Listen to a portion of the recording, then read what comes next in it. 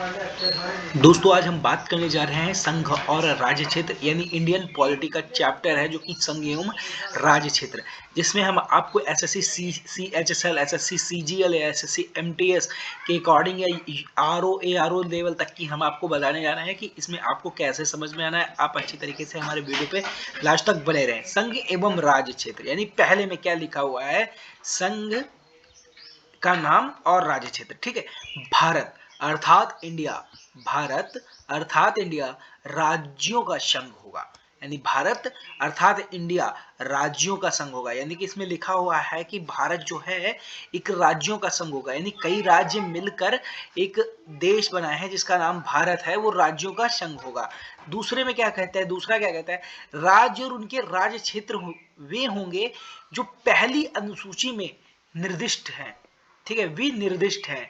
पहली अनुसूची में क्या लिखा है, राज्य उनका राज्य क्षेत्र। ठीक है, उसी में दिया हुआ है वो राज्य उनके राज्य क्षेत्र वो होंगे जो पहली अनुसूची में निर्दिष्ट है।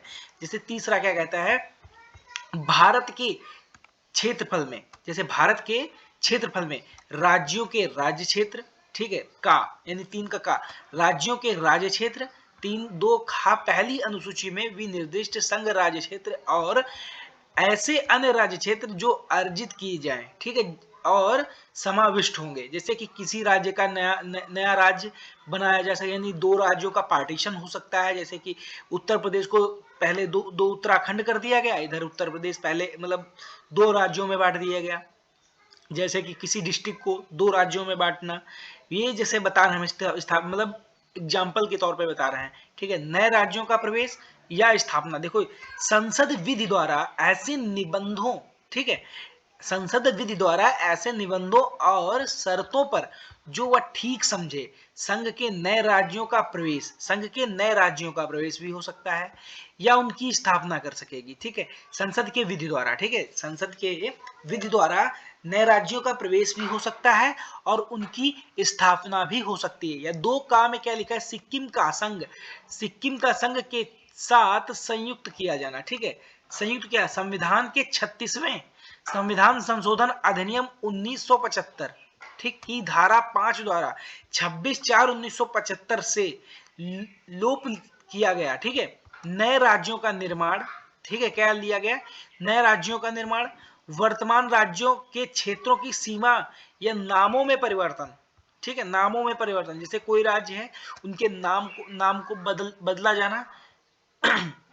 किसी राज्य में उसका राज्य क्षेत्रफल अलग करके अथवा दो या अधिक राज्यों को एक राज्य में भागों में मिलाकर अथवा किसी राज्य क्षेत्र को किसी राज्य के भागों के साथ मिलाकर नए राज्य का निर्माण कर सकेगी। ठीक है, किसी दो राज्य, ठीक है, जैसे दो राज्य हमने ले लिया उत्तर, अभी थोड़ी देर के लिए सपोज दैट हम मान लेते हैं कि अभी हमने जैसे उत्तर प्रदेश ले लिया, उसके बाद में हमने उत्तराखंड ले लिया, उसके बाद में अरुणाचल प्रदेश ले, इन तीनों को अगर हम एक में जोड़ देते हैं और एक नया राज्य बना देते हैं, जैसे कोई नाम दे देते हैं, तो ये भी हमारे आर्टिकल में दिया हुआ है, तो इसका भी परिवर्तन किया जा सकता है इसी के अकॉर्डिंग। ठीक है, भाग एक में दिया हुआ है। ठीक है, मिलाकर नया राज्य निर्माण कर सकेगी, आप जान सके किस। अब देखो खा में क्या कहते हैं, का, तीन का और तीन खा में क्या लिखा है, किसी राज्य का क्षेत्र बढ़ा सकेगी। ठीक है, किसी राज्य का क्षेत्र भी बढ़ा सकेगी। ठीक है, किसी राज्य का, देखो यहाँ पे लिखा हुआ है किसी राज्य का क्षेत्र भी बढ़ा सकेगी।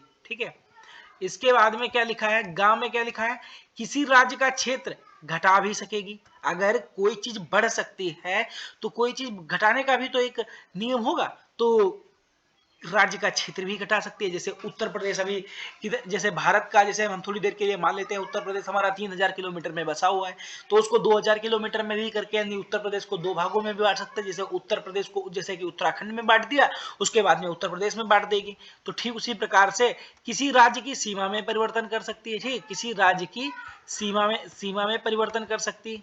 ठीक है, और किसी राज्य के नाम में परिवर्तन कर सकती है, जैसे कि इलाहाबाद को प्रयागराज कर दिया और जो भी नाम है काफी नाम बदल दिए गए। अब देखो संविधान का 7वां संशोधन अधिनियम 1956 की धारा 2 द्वारा के खंड 2 के स्थान पर प्रतिस्थापित कर देना। संविधान का 7वां संशोधन अधिनियम 1956 की धारा 2 के स्थान पर प्रतिस्थापित संविधान संशोधन 35वां संविधान संशोधन क्या कहता है? 35 अमेंडमेंट, अधिनियम 1974 की धारा द्वारा अंतः स्थापित कर दिया गया। ठीक है, इसके बाद में भारत का संविधान क्या कहता है?